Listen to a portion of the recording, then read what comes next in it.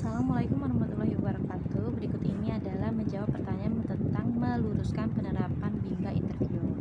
Yang pertama, apa prinsip utama dalam proses bimbang interview yang harus dipahami dan diterapkan oleh motivator? Jelaskan dan berikan contoh dan berikan alasannya. Yang pertama yaitu sebagai motivator bimbang harus selalu mengevaluasi diri dan selalu mengevaluasi diri sendiri, mengevaluasi afektif anak, mengevaluasi bagaimana tujuan anak, apakah sudah terpenuhi atau belum gitu. Sebagai motivator ini kan harus terus bahagia gitu, sesuai dengan paradigmanya Bimba AIUEO. Juga harus bisa mencapai sesuatu yang tujuan dari Bimba, yaitu menumbuhkan minat baca anak sepanjang hayat gitu. Dan ini kan di rumah ya, dalam kegiatannya itu di rumah. Jadi gimana caranya penerapan jam bandul itu harus diterapkan karena supaya anak mengerti dan memahami metode belajar baca gitu, dan anak juga akan semakin minat dengan tentunya dengan small step system, individual system, fun learning, small step system, individual system. Dan juga jangan lupa kita sebagai motivator harus memvariasikan skill pembelajaran, karena kan biasanya kalau di rumah anak itu mudah bosan gitu kan, apalagi di rumah gitu anak itu mudah bosan. Terus juga kita sebagai motivator gimana nih caranya mengajarkan anak saat jarak jauh, pembelajaran jarak jauh menjadi menyenangkan walau hanya jarak jauh, walau hanya menggunakan gadgetnya masing-masing. Apa prioritas motivator dalam kelas pendekatan? Nah, prioritas motivator dalam kelas pendekatan yaitu mengenal anak, apakah anak sudah mengenal anak lebih jauh, mengenal lagi lebih dalam, apa kesukaan anak, apa minat anak, apa kesukaan makan anak, kesukaan bajunya, warnanya gitu. Jadi kita lebih mendekatkan diri lagi gitu. Prioritas utama kita kan lebih pengenalan gitu, seperti pengenalan, lebih pendekatan gitu. Terus juga jangan lupa selalu mengenal HSAIUEO gitu, dengan terbalik, dengan diajak, dengan bernyanyi, dengan berdialog gitu, A I U E O gitu. Terus apa prioritas motivator dalam kelas trial? Nah, kelas trial itu kan coba gratis sampai mau. Nah, di prioritas utama ini gimana caranya kita sebagai motivator harus meyakinkan anak, juga meyakinkan orang tua agar masuk ke dalam kelas pendekatan, juga ke kelas pelanjutan di Bimba IUEO dengan proses yang menyenangkan tentunya gitu. Apa prioritas motivator dalam kelas lanjutan? Nah, di kelas lanjutan ini berarti HSIUEO itu sudah tercapai. Baru lanjut ke 4HVK, HSDLNTRC, terus BDGKMPSY itu di kelas pendekatan. Apa prioritas motivator dalam kelas lanjutan? Nah, di kelas lanjutan ini berarti kan anak sudah masuk di dalam sudah melewati tahap trial, melewati tahap pendekatan, berarti sudah masuk ke tahap lanjutan. Di kelas lanjutan ini berarti kan sudah dapat memverbalkan kata HF, HIUEO, BDGKMPSY, JLNTRC, 4HPK, 4HPS, 5 Dikte, 4HPK, Dikte 4 HVS, juga HSIUEO. Nah, balik lagi ke tujuannya, yaitu anak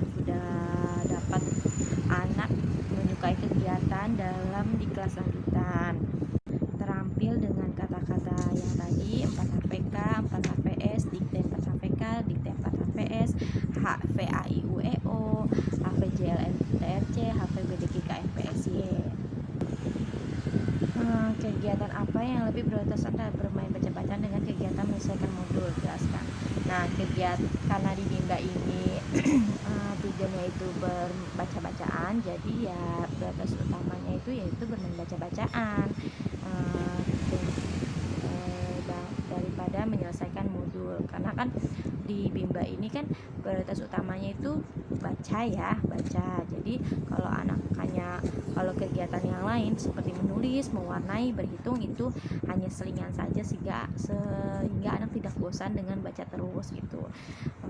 Terus bisa tidak perlu diselesaikan, boleh, yang penting anak menyukai kegiatan tersebut, menyukai kegiatan berhitung, menyukai kegiatan menulis, menyukai kegiatan mewarnai gitu. Tapi tidak lupa dengan kita sambil bermain baca-bacaan, bermain tebak-tebakan baca, bermain tebak-tebakan huruf saat anak mengerjakan tugas yang lainnya, sehingga anak tidak bosan gitu. Karena kan kita sebagai motivator harus bisa memvariasikan skill dalam pembelajaran. Materi apa yang dibaca oleh anak ketika bermain baca-bacaan? Nah, bermain baca-bacaan itu sesuai tahapan anak. Anak sudah tahap mana nih? 4 HVK, 4 HVS, 5 HPK, 5 HVS, 4 dikte gitu. Baik lagi, kalau misalnya anak baru di kata 4 HVK, 4 HVS, berarti kan kita hanya bermain baca-bacaan sesuai tingkatan anak, jangan sampai melewati tingkatan anak. Tapi kalau yang sudah kan ada kotak KPK, itu boleh dibaca lagi, diulang lagi, dipelajarin lagi, sehingga anak memahami dan mengenal lagi huruf bacaan yang telah dibacanya. Bagaimana cara agar bermain baca-baca menyenangkan bagi anak? Nah, caranya yaitu tadi, KPK-nya dibaca lagi dengan bernyanyi, dengan berdialog kesukaannya anak gitu.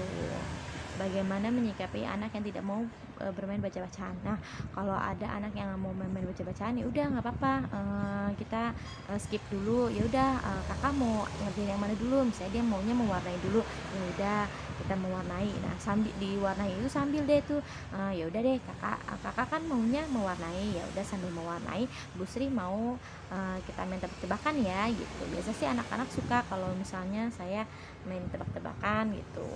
Terus tebak-tebakan ya, misalnya binatang atau sebut hewan atau benda gitu, sesuai tahapan si anak juga. Terus mengevaluasi tujuan 4 HVK. Nah, tujuannya praktek ya berarti. Oke. Halo kakak. Oke, kakak Anissa. Coba DE iya DE.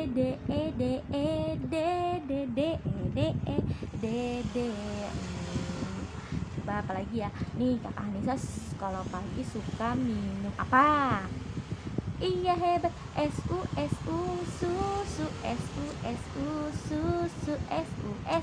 Susu susunya susu rasa apa kak? Kadang-kadang coklat, kadang putih. Kakak suka ya? Iya, suka apa aja? Oke, coba apa ya? Oh ya nih, ini yang busi cubit-cubit nih. Apa nih?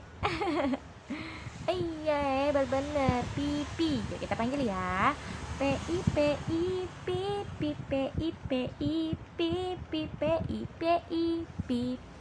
Yeay. Ya, sekian video saya yang ke-36. Wassalamualaikum warahmatullahi wabarakatuh. Assalamualaikum warahmatullahi wabarakatuh. Berikut ini adalah video saya yang ke-37. Salam Bimba, tetap semangat dan terus belajar. Wow. Pada video kali ini yaitu mempraktekkan penyampaian dikte 4 HVK dengan contoh kuku, bobo dengan metode berdialog, dan mempraktekkan cara penyampaian dikte 4 HVK menggunakan contoh kata kuku dan bobo melalui metode berdialog. Oke, kita simak video berikut ini. Nah, kakak Anissa sudah coba lihat Bu Sri jarinya. Ya, giniin. Kukunya panjang-panjang, belum potong kuku. Iya. Nanti setelah Bimba potong kuku ya. Oke, ya udah. Kuku. Ya, coba panggil K U K U. Kuku. Iya, coba sekali lagi ya. K U K U. Kuku. kuku. Iya, hebat banget. Coba sekali lagi, Kak. KU, kuku. Ih, keren. Kakak ingat ya, setelah Bimba nanti potong kuku sama mama atau sama papa ya. Oke, siap. Kakak Hanisa, kalau siang suka bobo siang nggak? Oh iya, suka. Bobo siang sama siapa?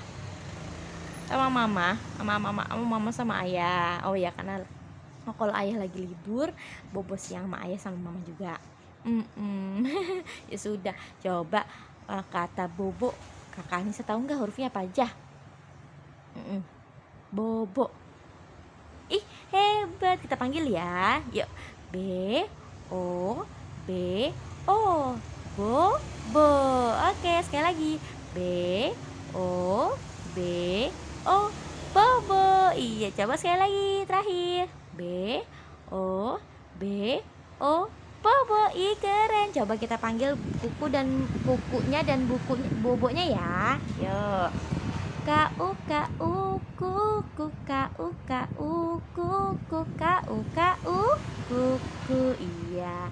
BO bobo, BO bobo, BO bobo. Iya, hebat. Sekian video saya yang ke-37. Wassalamualaikum warahmatullahi wabarakatuh.